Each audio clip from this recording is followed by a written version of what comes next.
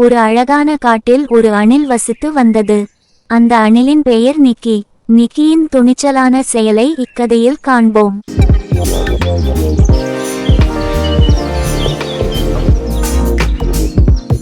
ஒரு அழகான காட்டின் நடுவில் பெரிய மரங்கள் இருக்க, பறவைகள் பாட, பட்டுப்பூச்சிகள் ஆடிக்கொண்டே இருந்தது. அந்த காட்டை சுத்தி ஒரு கதை இருந்தது.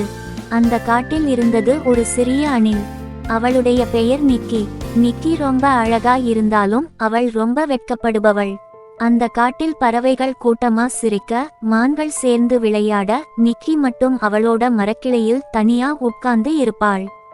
தனியா சாப்பிட்டு, தனியா தூங்கி, எல்லாத்திலும் தனிமைதான். அவள் ஒரு பழைய மாமரக் கோட்டில் இருந்தாள்.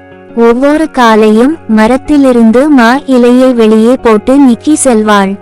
இன்னைக்காவது யாராவது என் கூட விளையாடுவாங்களா? அந்த ஒரு நாள் நிக்கி அவள் மரத்திலிருந்து ஒரு இலையை தூக்கி எறிந்து விட்டு சென்று கொண்டிருந்தாள். அப்பொழுது அவள் பக்கத்து மரத்தில் ஒரு நண்டு, ஒரு குருவி குஞ்சை எடுத்து செல்வதை பார்த்தாள். ஹீச் ஹீச் என்ற சத்தம். அவள் கீழே பார்த்தால் ஒரு பசுமை பறவையின் குஞ்சு ஒரு புழுதியான புதருக்குள்ள சிக்கி கிடக்குது.